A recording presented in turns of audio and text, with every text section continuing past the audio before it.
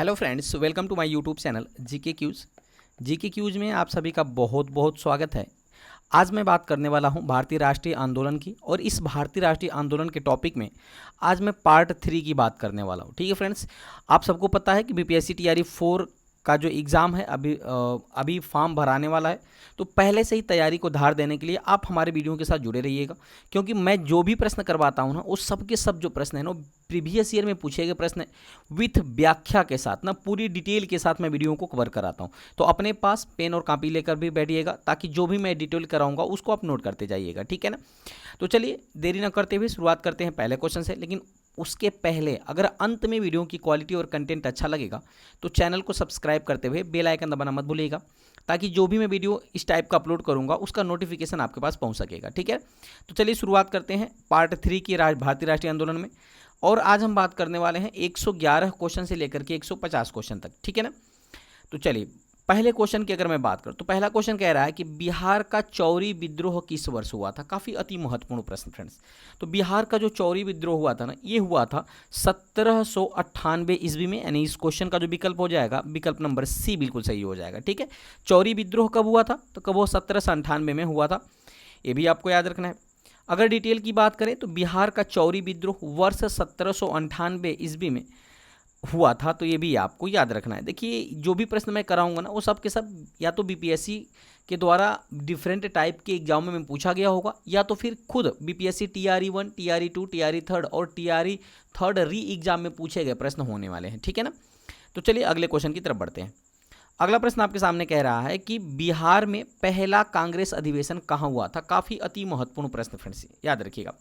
तो बिहार में कांग्रेस का जो पहला अधिवेशन हुआ था ना, देखिए कांग्रेस का पहला अधिवेशन नहीं, बल्कि बिहार के अंदर कांग्रेस का पहला अधिवेशन पूछ रहा है। तो फ्रेंड्स वो हुआ था बांकीपुर पटना के अंदर। कहाँ हुआ था? बांकीपुर पटना के अंदर। यानी इस क्वेश्चन का जो विकल्प हो जाएगा, विकल्प नंबर सी बिल्कुल सही हो जाएगा। ठीक है।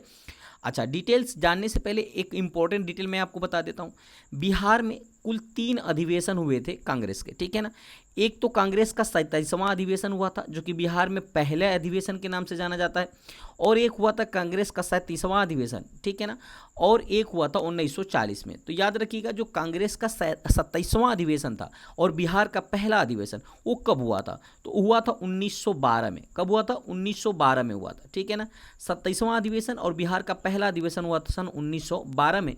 और कहाँ हुआ था? तो ये हुआ था बांकीपुर के अंदर। कहाँ हुआ था? बांकीपुर पटना के अंदर हुआ था।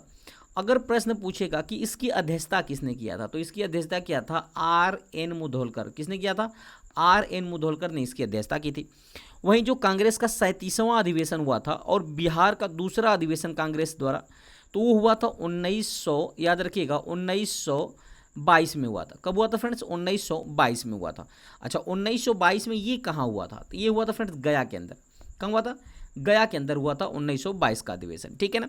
अच्छा, अगर मैं इस अधिवेशन की बात करूं तो इसकी अध्यक्षता किसने किया था? तो इसकी अध्यक्षता किया था चित्तरंजन दास ने। किसने किया था? चित्तरंजन दास ने इसकी अध्यक्षता की थी। इसके अलावा जो कांग्रेस का तीसरा अधिवेशन बिहार के अंदर आयोजित किया गया था, तो जो कांग्रेस का मतलब बिहार का तीसरा अधिवेशन कांग्रेस का जो आयोजित किया गया, तो हुआ तो 1940 में। कब था? 1940 में आयोजित किया गया था। और ये कहाँ हुआ था? तो ये हुआ था रामगढ़ के अंदर। कहाँ हुआ था? रामगढ़, जो कि वर्तमान में झारखंड में पड़ता है रामगढ़। और इसकी अध्यक्षता किया था अबुल कलाम आज़ाद ने। किसने किया था? मौलाना अबुल कलाम आज़ाद ने इसकी अध्यक्षता की थी। तो ये सारी डिटेल भी आपको याद रखनी पड़ेंगी। ठीक है ना। कांग्रेस का 27वां अधिवेशन पूछेगा कहाँ हुआ था, तो बताएंगे बांकीपुर पटना में हुआ था। अध्यक्षता किसने किया था? तो R.N. मुधोलकर ने किया था। वहीं अगर पूछ लेगा कि बिहार में पहला कांग्रेस का अधिवेशन कहाँ हुआ था, तो वो हुआ था 1912 ईस्वी में। और कहाँ हुआ था? बांकीपुर पटना के अंदर हुआ था। तो ये भी सारी डिटेल आपको याद रखनी पड़ेगी। चलिए आगे बढ़ते हैं, डिटेल की बात कर लेते हैं। तो बिहार राज्य में आयोजित होने वाला पहला अधिवेशन जो कांग्रेस का था, उस 27वां अधिवेशन था। कहाँ हुआ था? बांकीपुर पटना में हुआ था। कब हुआ था? 1912 में हुआ था। और इसकी अध्यक्षता किसने किया था? तो R.N. मुधोलकर ने किया था। आगे बढ़ते हैं, अगला प्रश्न काफ़ी अति महत्वपूर्ण प्रश्न है फ्रेंड्स। ब्रिटिश भारत में बिहार राज्य के प्रथम प्रधानमंत्री कौन थे? काफ़ी अति महत्वपूर्ण प्रश्न है। तो ब्रिटिश भारत में बिहार राज्य के प्रथम प्रधानमंत्री की मैं बात करूं फ्रेंड्स, तो वो कौन थे? वो थे मोहम्मद यूनुस। कौन थे? मोहम्मद यूनुस। यानी इस क्वेश्चन का जो विकल्प हो जाएगा, विकल्प नंबर ए बिल्कुल सही हो जाएगा। ठीक है ना। अच्छा, डिटेल की बात करते हैं तो ब्रिटिश भारत में बिहार राज्य के प्रथम प्रधानमंत्री मोहम्मद यूनुस थे, जो कि 1937 में हुए प्रांतीय चुनाव में कांग्रेस ने बिहार में बहुमत से जीत हासिल की थी। और बिहार प्रांत में मोहम्मद यूनुस की सरकार बनाई गई थी। तो ये भी सारी चीज़ें आपको याद रखनी पड़ेंगी। आगे बढ़ते हैं अगले प्रश्न की तरफ। प्रश्न कह रहा है कि बिहार में भारत छोड़ो आंदोलन के दौरान किस जिला को अपराधी जिला घोषित किया गया था। काफ़ी अति महत्वपूर्ण प्रश्न है, ये कई बार एग्जाम में पूछा जा चुका है। तो किस जिला को अपराधी जिला घोषित किया गया था, तो याद रखिएगा फ्रेंड्स, काफ़ी अति महत्वपूर्ण है। तो वह था सारण जिला। कौन है? सारण जिला। यानी इस क्वेश्चन का जो विकल्प हो जाएगा, विकल्प नंबर ए बिल्कुल सही हो जाएगा। डिटेल की बात करते हैं तो बिहार में भारत छोड़ो आंदोलन के दौरान सारण जिले को अपराधी जिला घोषित किया गया था। तो ये भी सारी चीज़ें आपको याद रखनी पड़ेंगी। अभी तक फ्रेंड्स आपने वीडियो को लाइक नहीं किया है तो लाइक कर दीजिए, और चैनल को सब्सक्राइब नहीं किया है तो सब्सक्राइब करते हुए बेल आइकन दबाना मत भूलिएगा, ठीक है। चलिए आगे बढ़ते हैं अगले प्रश्न की तरफ। अगला प्रश्न कह रहा है कि बिहार में स्वदेशी आंदोलन के दौरान राखी बंधन दिवस कब मनाया गया था। काफ़ी अति महत्वपूर्ण प्रश्न है। तो बिहार के अंदर राखी बंधन दिवस कब मनाया गया था, वो भी किस आंदोलन के दौरान, तो स्वदेशी आंदोलन के दौरान। ये पूछ रहा है कहाँ मनाया गया था, कब नहीं बल्कि पूछ रहा है कि कहाँ मनाया गया था। तो फ्रेंड्स याद रखिएगा, ये मनाया गया था दरभंगा के अंदर। कहाँ मनाया गया था? दरभंगा के अंदर। यानी इस क्वेश्चन का जो विकल्प हो जाएगा, विकल्प नंबर डी बिल्कुल सही हो जाएगा। डिटेल की बात करते हैं तो बिहार में स्वदेशी आंदोलन के दौरान राखी बंधन दिवस जो है वो दरभंगा जिले में मनाया गया था। तो ये भी चीज़ें आपको याद रखनी है। आगे बढ़ते हैं अगला प्रश्न। प्रश्न कह रहा है कि 1943 ईस्वी में भारत के किस प्रांत में भयानक अकाल पड़ा था। काफ़ी अति महत्वपूर्ण प्रश्न। तो याद रखिएगा फ्रेंड्स, ये कहाँ पड़ा था, तो ये पड़ा था बंगाल के अंदर। यानी इस क्वेश्चन का जो विकल्प हो जाएगा, विकल्प नंबर सी बिल्कुल सही हो जाएगा, जो कि बंगाल के अंदर 1943 में भारी अकाल पड़ गया था। डिटेल की बात करते हैं तो 1943 में बंगाल, जो कि वर्तमान बांग्लादेश, भारत का पश्चिम बंगाल और बिहार तथा उड़ीसा एक साथ था, यहाँ पर एक भयानक अकाल पड़ा हुआ था। तो ये भी चीज़ें आपको याद रखनी है।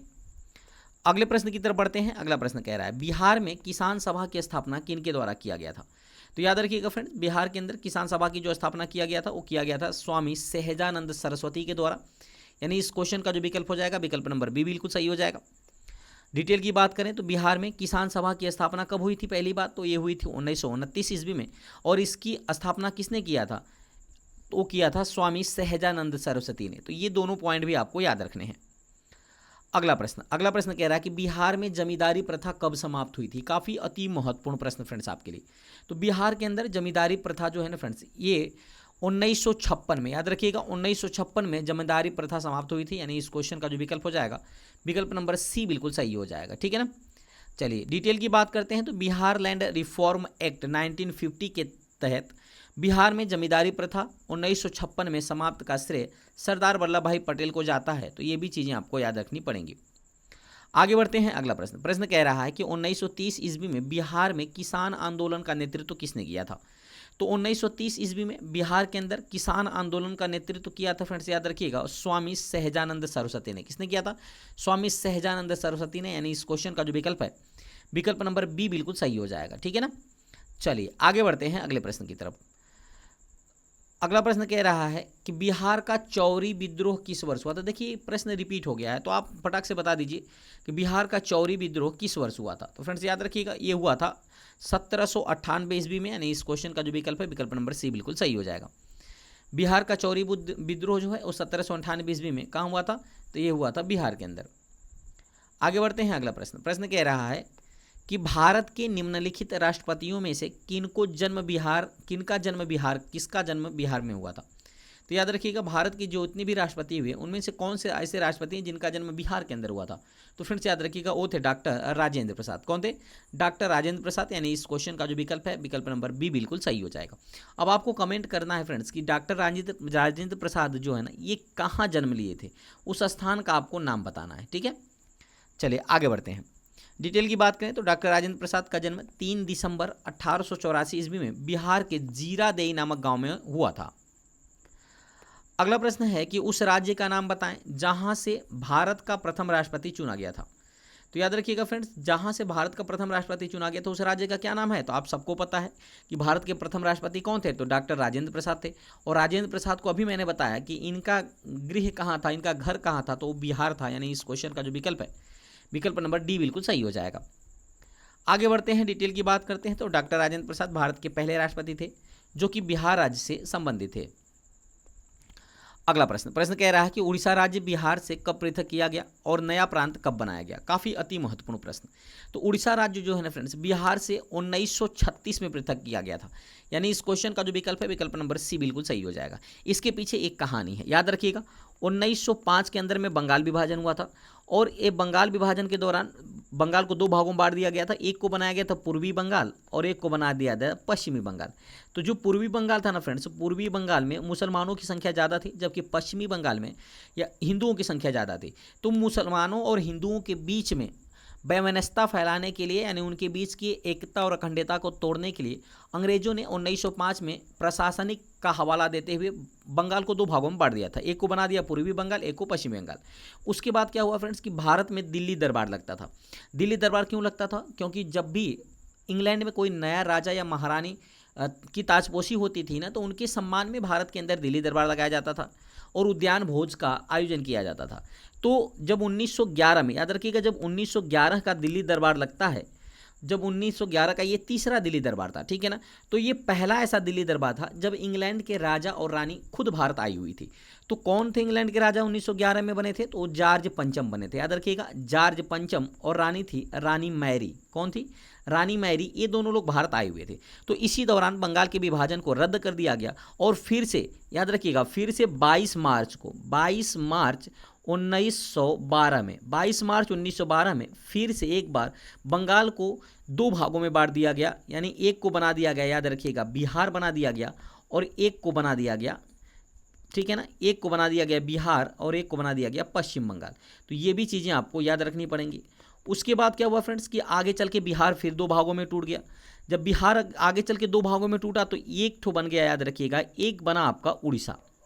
क्या बना? एक बन गया आपका उड़ीसा। और दूसरा क्या बना? दूसरा बन गया बिहार। वापिस से फिर बिहार बन गया। तो उड़ीसा और बिहार, यानी बिहार से उड़ीसा कब अलग हुआ था फ्रेंड्स? तो वो डेट थी, याद रखिएगा, वो थी 1 अप्रैल। क्या थी? 1 अप्रैल 1936। इस दिन अलग हुआ था। तो आपके क्वेश्चन का आंसर आपको मिल गया होगा। इसके बाद आगे बढ़ते हैं। तो बिहार आगे चल के फिर से दो भागों में टूट गया। एक तो बन गया आपका बिहार, ये तो सबको पता है कि वापस से बिहार बनना ही बनना है। उसके बाद दूसरे नंबर पे बन गया फ्रेंड्स, याद रखिएगा, झारखंड। क्या बना? झारखंड बन गया, जो कि बिहार का 45% हिस्सा लेकर झारखंड नया राज्य बना। अब झारखंड जब बना तो याद रखिएगा कब बना? ये बना फ्रेंड्स, याद रखिएगा, 15 नवंबर सन 2000 को। कब बना था? 15 नवंबर सन 2000 को। तो ये भी चीज़ें आपको याद रखनी है। तो यहाँ से कोई भी प्रश्न अगर आपसे पूछे तो आप उसको कर ले जाएंगे। इसीलिए प्रतिवर्ष आपको पता होगा कि 22 मार्च को बिहार के अंदर बिहार दिवस मनाया जाता है। क्यों? क्योंकि 22 मार्च को ही बिहार बना था। पश्चिम बंगाल और बिहार दो राज्य में टूटा था, ठीक है ना। अब अच्छा, अब प्रश्न बनता है कि 22 मार्च को कब से मनाया जाता है बिहार दिवस? तो ये मनाया जाता है वर्ष 2010 से। कब से मनाया जाता है? वर्ष 2010 से। उस समय के तत्कालीन मुख्यमंत्री थे नीतीश कुमार, इन्हीं के द्वारा इसकी शुरुआत किया गया था और तब से अब तक प्रतिवर्ष 22 मार्च को बिहार दिवस मनाया जाता है। तो ये भी सारी चीज़ें आपको याद रखनी पड़ेंगी। आगे बढ़ते हैं अगले प्रश्न की तरफ। अगला प्रश्न कह रहा है कि बिहार में किसान सभा गठन की औपचारिक घोषणा कब हुई थी? तो बिहार के अंदर किसान सभा गठन की औपचारिक जो घोषणा हुई थी फ्रेंड्स, वो हुई थी 4 मार्च 1928 को। कब हुई थी?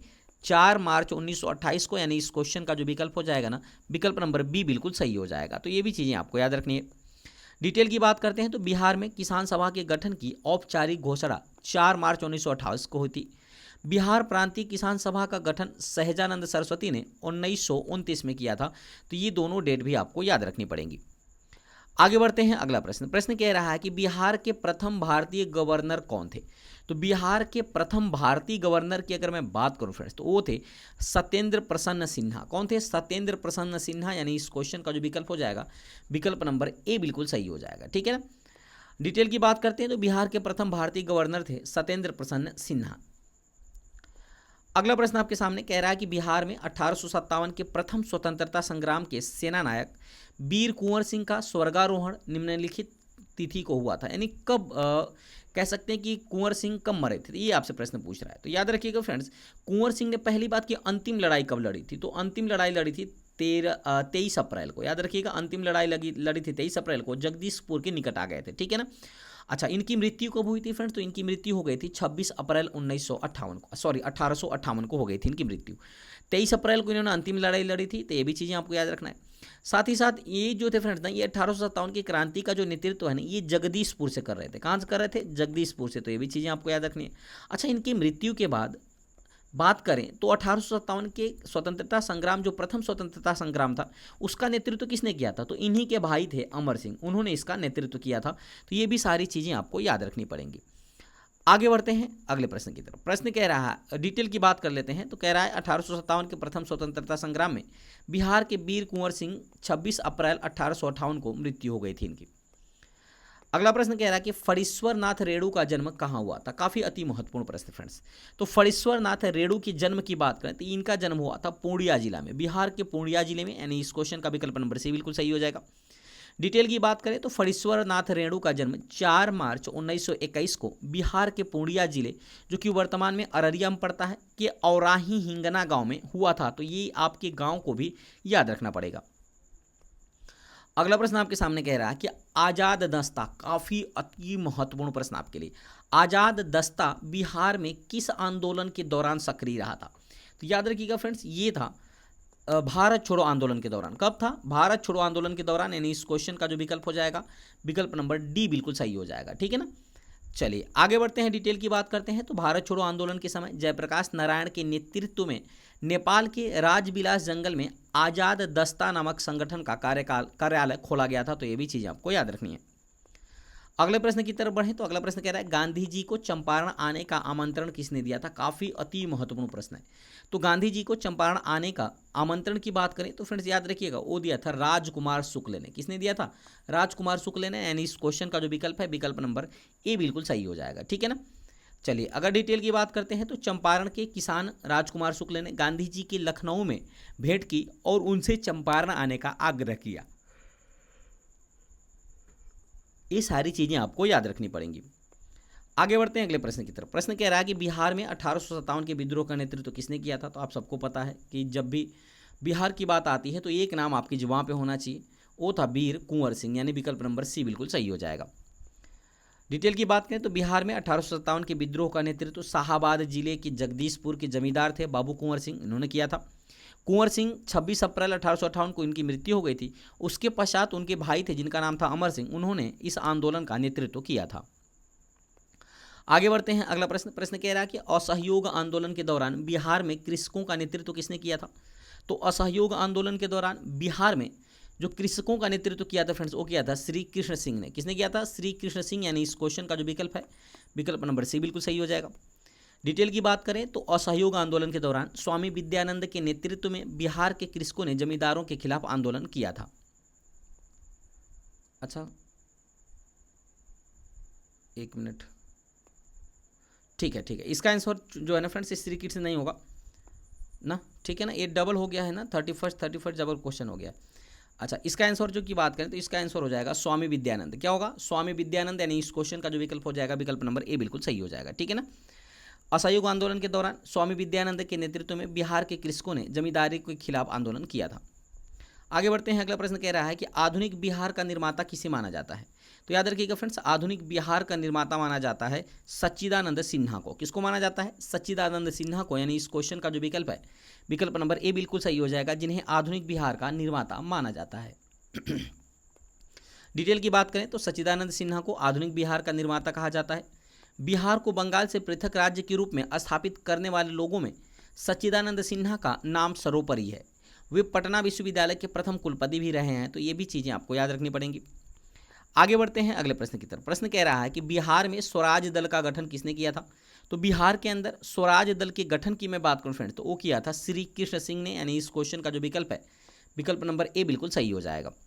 डिटेल की बात करते हैं तो श्री कृष्ण सिंह के नेतृत्व में 1923 ईस्वी में स्वराज दल की शाखा का पटना के अंदर गठन किया गया था।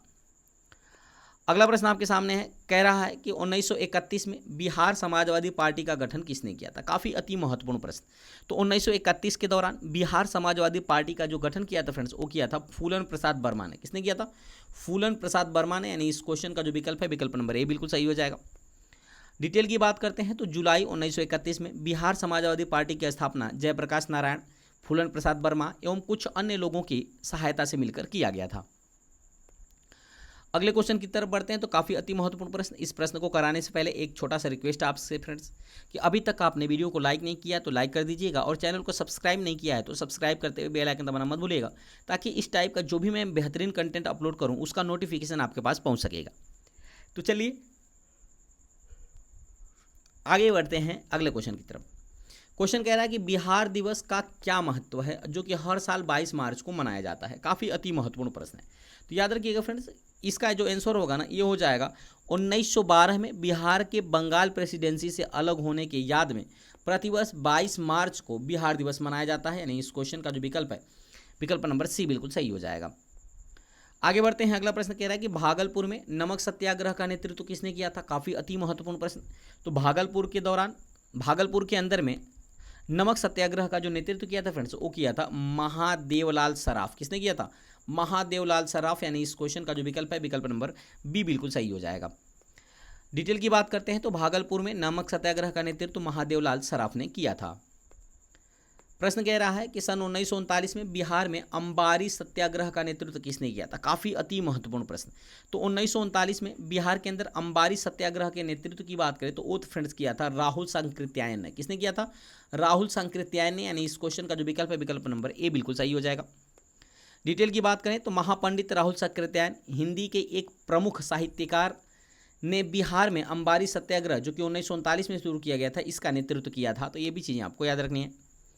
आगे बढ़ते हैं। अगला प्रश्न कह रहा है कि 1917 के चंपारण सत्याग्रह में कौन संबंधित नहीं है। तो 1917 का जो चंपारण सत्याग्रह था, ये महात्मा गांधी का प्रथम सफल सत्याग्रह था। ठीक है ना, ये भी आपसे प्रश्न पूछ लिया जाता है कि महात्मा गांधी का प्रथम सफल सत्याग्रह कौन सा था। तो वो था फ्रेंड्स 1917 में आयोजित चंपारण सत्याग्रह था, जो कि बिहार में 3 कठिया प्रणाली के खिलाफ आयोजित किया गया था।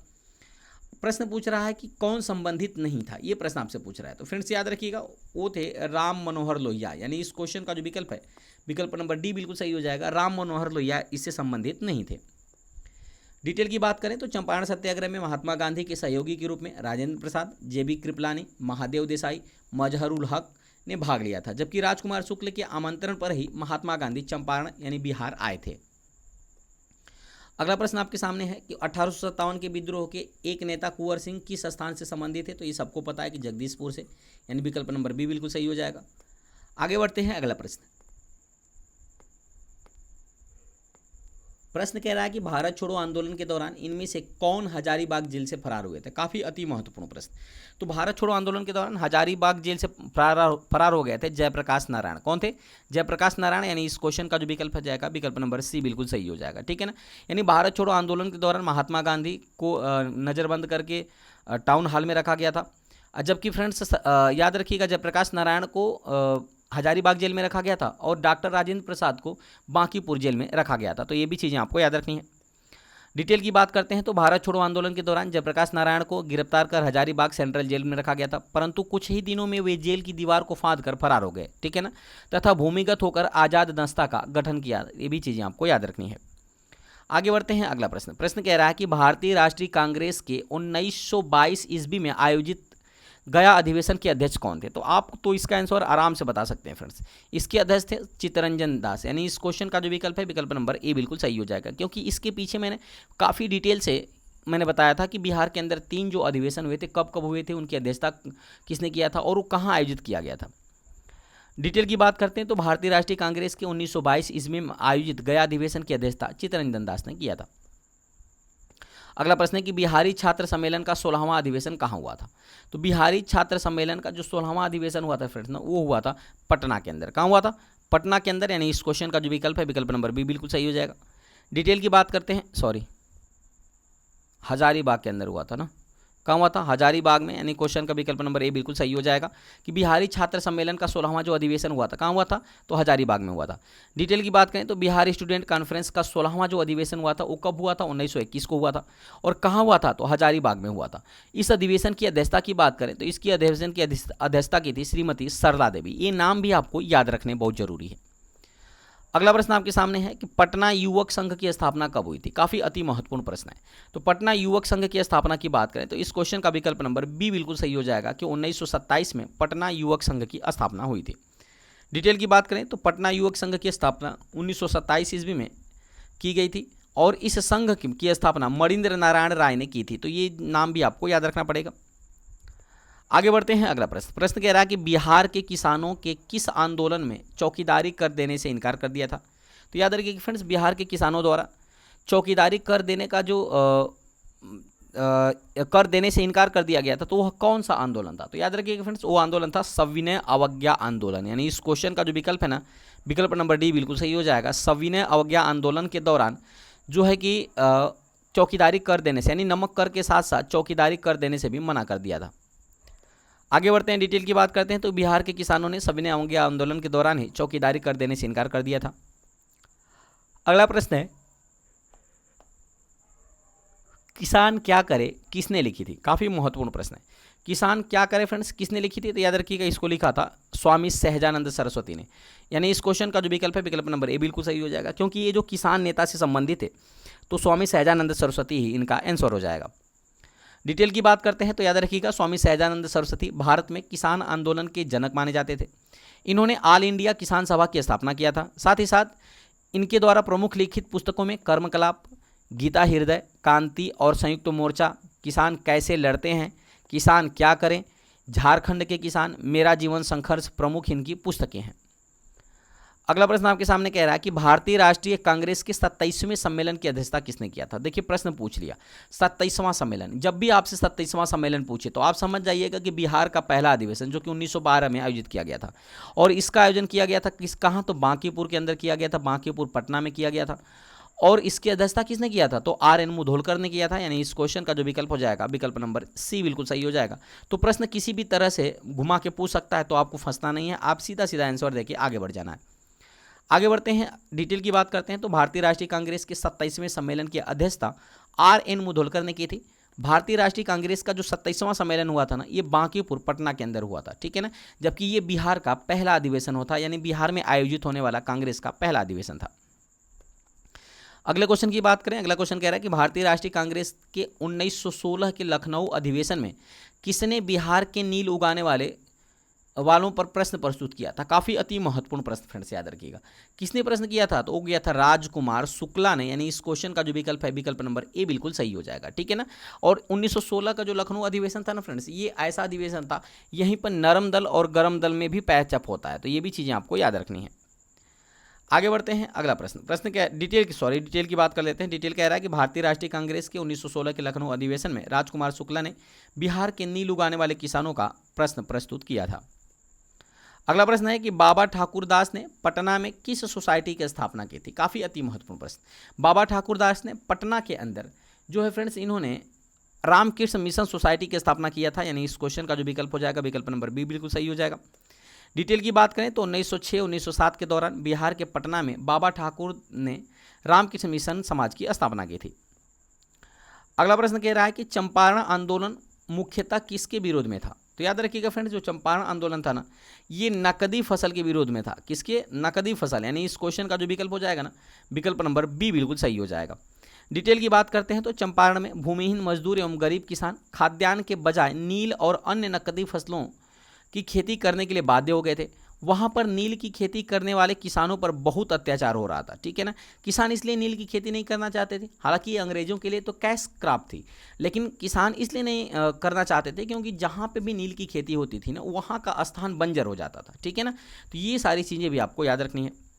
अगला प्रश्न आपके सामने कह रहा है कि कुंवर सिंह जगदीशपुर में कब प्रविष्ट हुए। काफ़ी अति महत्वपूर्ण प्रश्न है।